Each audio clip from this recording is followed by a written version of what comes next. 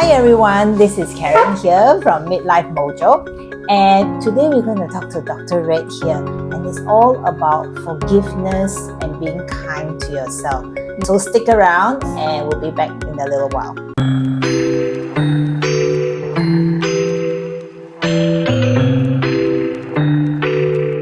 Hi Dr. Red. Hi, Karen. I find your name so unique. You cannot forget that. So tell our audience a bit about yourself. Okay, so start from my name then. Okay. My name is Red. I was born in China during the communist movement time. Oh wow. So that's why my grandfather named me Red, Chen Hong. Chen Hong. So my surname is Chen. So I was born in China and grew up in China until the age of 9. Then we moved to Hong Kong. Okay. And I come from actually a multicultural background. My parents were born in Indonesia. Oh. So they are Indonesian Chinese. Okay. So in my household, we used to speak Hokkien, Indonesian, and then the Huayu, Mandarin. Oh, right. And after we went to Hong Kong, I started to learn Cantonese and English. Right. And so I got my education in Hong Kong. Later, I went to England to do my postgraduate. Okay. And after that, I started working as a faculty at a British university. Mm-hmm. And I spent altogether maybe 18 years in academia, Oh. Doing research, teaching. And it seemed quite smooth and easy. Right.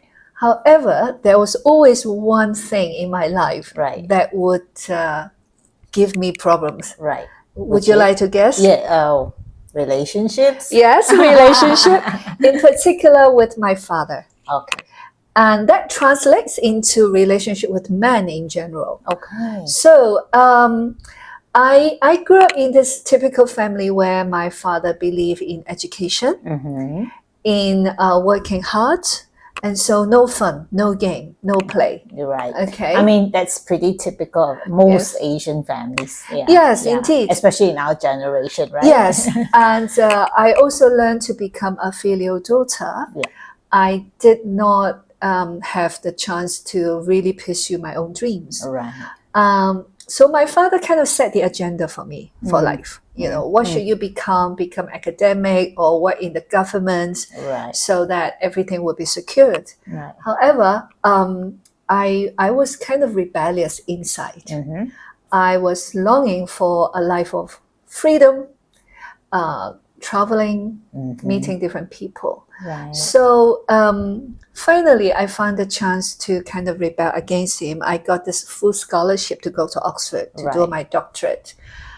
With the benefit of hindsight, when I look back, why was I able to get such a difficult scholarship? Right. On the surface, you would say because I was academically good or with some working experience. But I think the real reason is I really wanted to leave him. Right. So that was your motivation.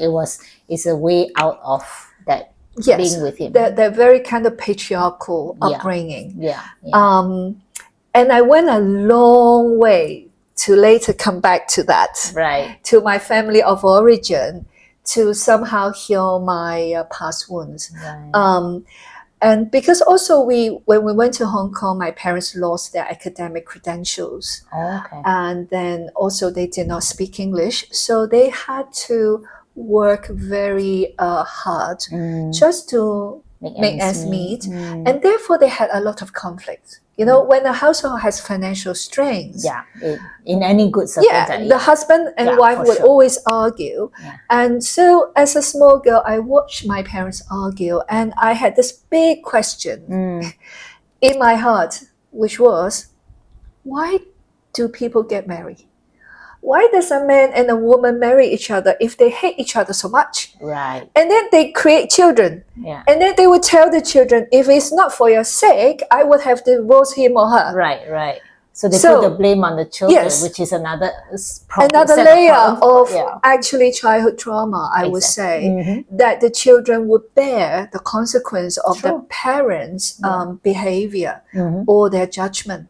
So then at the age of maybe 11 or 12, I decided first, I won't get married. Second, I won't have a child. Oh, you already decided that Yes. young. Okay. That young. And I never changed my mind. Right. Even though I'm now working with a lot of couples, families, Right. and talking about intergenerational relationships, Mm-hmm.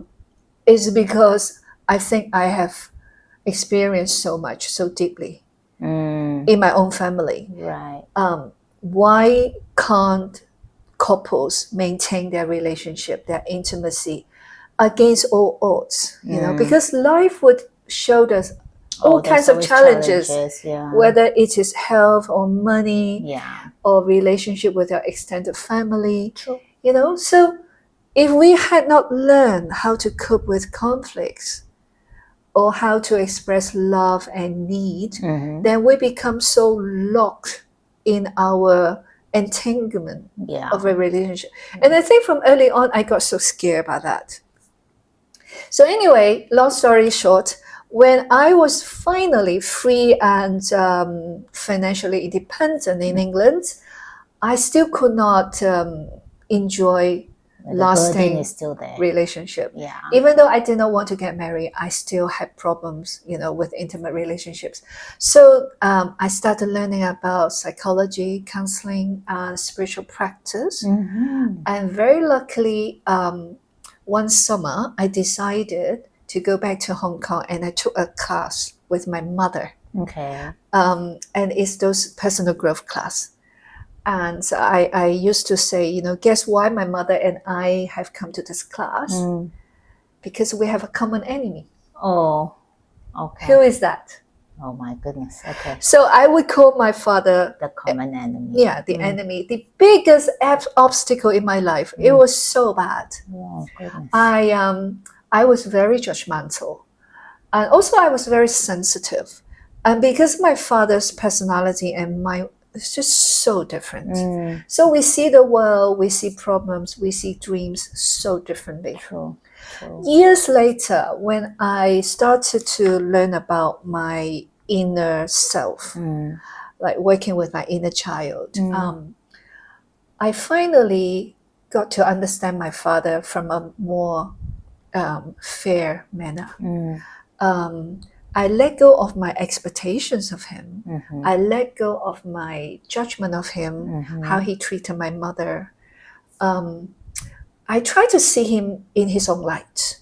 You know, his background. Why did he behave like that? Yeah, his kind journey. You know, born in Indonesia, grew up there till 17, then went to China, lost touch with his parents. Right.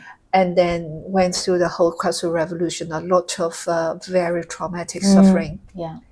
And no wonder when we went to Hong Kong, he would cast his expectations on his children so much that he would become so controlling, so manipulating. And I felt very suffocated. However, when I put myself in his shoe, I began to understand why he was the man he was. And also, I learned to appreciate him being a very loyal, responsible, hardworking father. You know, he did all he can. So then we reconciled. I took that move to make up with him. Then I went back to Hong Kong and I started doing a lot of coaching. That was 15 years ago. Okay.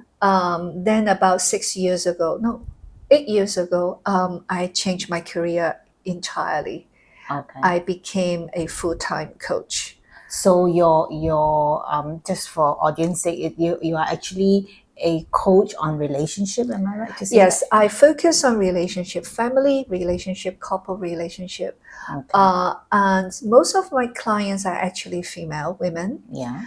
And so I guess it's quite interesting. At the beginning, when I was younger, because I have such hostility towards men, I think I never look at men from a more kind of impartial angle. You had your preconceived Exactly. ideas. And even some bias. And in university, I also did gender studies as side interest. So I was very critical of men and all the values that are typical Chinese patriarch would represent and embody.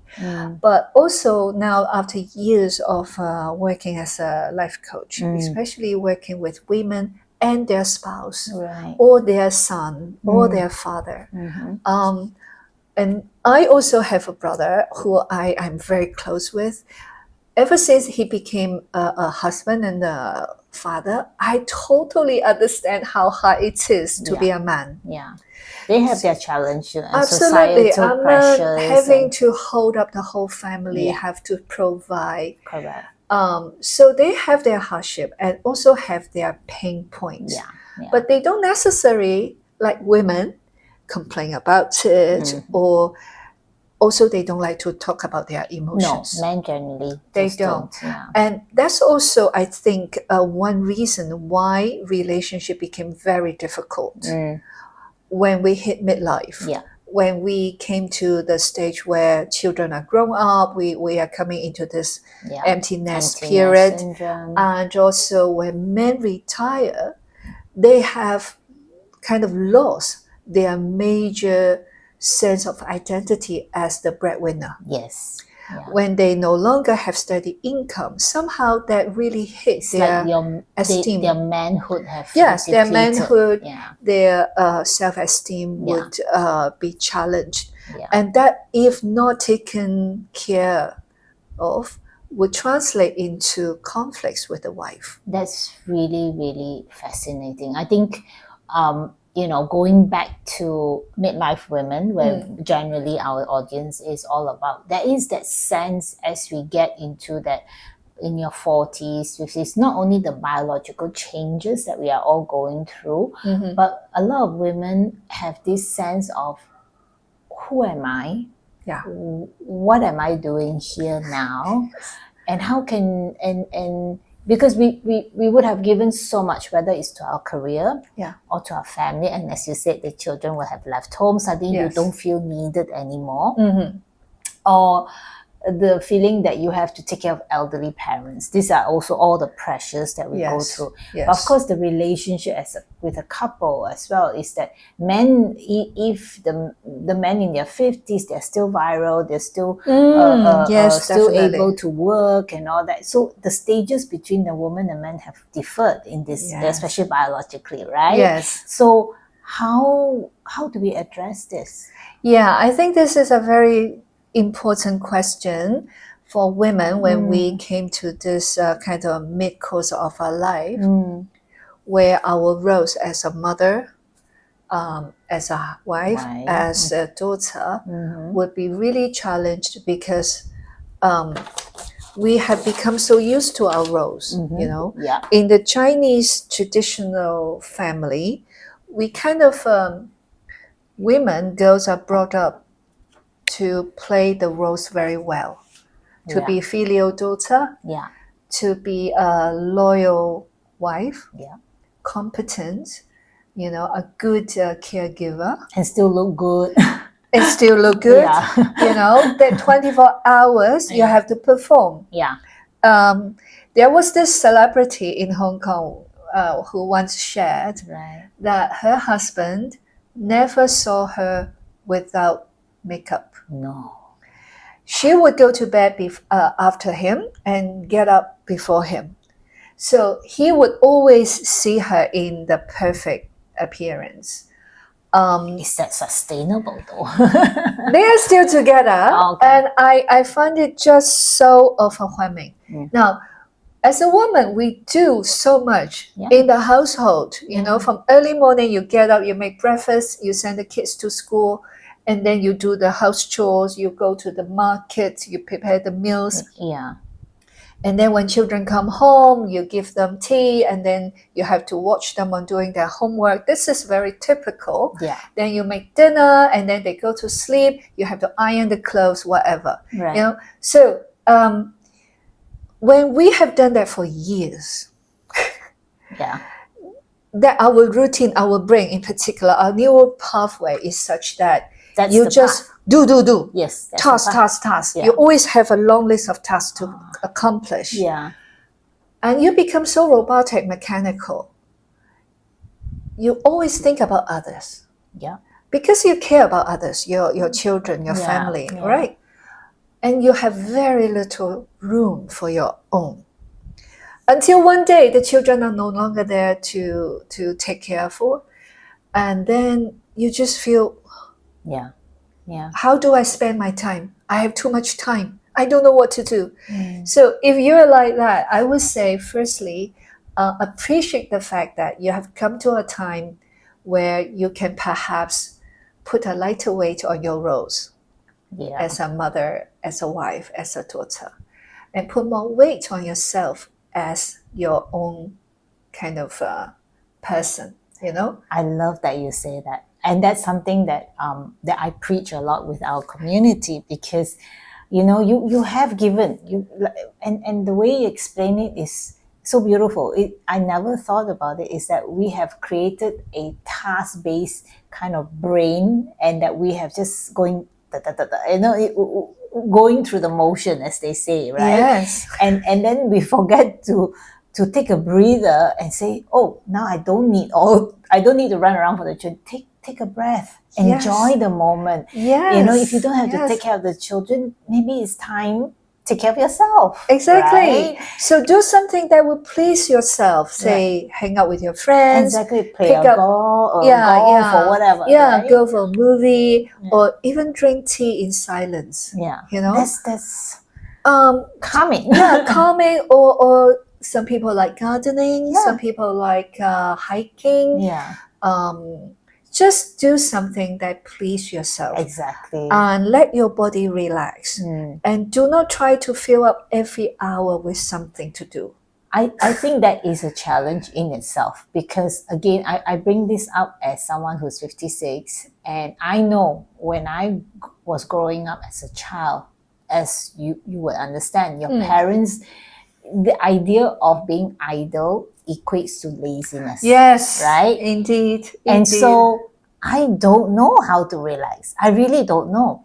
And when my children, who are 29 and 27, they said to me that when they were with me, they always felt this urgency to just keep producing. Wow. And then now, as they're getting older and we're having real conversations, they say, Mommy, we need to rest. And I totally agree. Yes. And so it's also a wonderful thing, because I am also evolved, and I'm saying, hey, you don't have to, even a laptop needs to shut down for a day, right? For the night, right? So I love that. I think that's such an important message. Thank you, Karen. I appreciate your children telling you when they were with you, they also felt this pressure. Correct. Or even stress to perform. Yes. See, I have clients who are high performers. Okay, they want to excel in every area of their life. Like yes, and this is well, on the positive side, this is how we achieve a lot, and we must thank ourselves for that. Instead of pushing ourselves for further, we have to perhaps stop and look back. Wow, hey, Karen, you've done a lot. Yeah. Well done. Right. So self-appreciation and take in, the beautiful outcomes we've worked our life so far for. Enjoy that. And I think, well, when we talk about rest more or relax more, it doesn't mean we have to lie down in bed or stay in the sofa all the time and watch telly. No, instead it means perhaps we can explore the countryside. Or read a book. Develop some hobby. Yes. Meet new friends. Go out of our comfort zone. Which means break the routine, which is very hard for most people. And it's harder as you get older too, because like you said, we are creatures of habits. So we after a while it's very hard. And that's why we I'm sure I have always groused with my parents that they're so stubborn. They just don't want to change. But okay, I get it. They're 85. That is how it is. I'm not going to change them anymore. But for us in our midlife right now, you still have the faculties, so make Yes. that change. You are Yes. aware of it, so that awareness in itself is a new beginning. Yes. And like Dr. Yes. Red said, it is a new beginning. Biologically we are changing, and it's a new beginning because circumstances, again, on average, in general, this is where the kids will have left home, husband is ready to settle in and be retired. Yes. So this is that time that you have to reinvent yourself. Yes, right? indeed. And I can't agree more, Karen. Our brain actually has the ability to grow and learn more. According to neuroscientists, we have this neuroplasticity, Right. which means the brain is actually very flexible. Right. And by learning new habits, trying new things like traveling, Yeah. expanding our social circle, etc., we train our brain to be smarter. When I was in my 40s, I suddenly had this great inspiration. I told myself, now we have to be aware what we talk to ourselves inside, okay? How we talk to ourselves also, right? How and what, I told myself for every decade that I come into will be better than the last one. Oh. So every 10 years of my life will be better than the last 10 years. Why? I love that. It's Why? a very conscious. Yes, I make that conscious choice. Yeah. I talk to myself like that. It's because I assume and I work towards that. I would have gained more experiences and wisdom from my failures. So I don't blame myself for making mistakes. Instead, I look at how I can learn from the mistakes. Again, this is a mindset that is so different from when I was younger. Because when I was younger, my father would be very harsh on us academically. So if I make mistakes, if I did not score well, he would punish us. Right. So I had this mindset that I must not make mistakes. And failures are things to be ashamed of. Yes. There's so much shame attached to failure. And so we have ingrained this mindset so much. I so hear you. It's like I had the same problem. It's like I'm not allowed to fail. And when I was growing up, even if I had one or two less A's than my sister, my cousin, oh my goodness, the shame and the humiliation that my parents brought on to me. So it becomes so it beats you up. Your self-confidence really gets beaten up. Then you question yourself, and it's such a it's horrible, especially already. And I'm saying now for moms, or if you are hearing this, please don't do that to your children. It's the worst kind of mental torture you can do to your children, isn't it? You agree? Absolutely. I think parents often don't know the consequence of the way they talk to their children, especially when children make mistakes.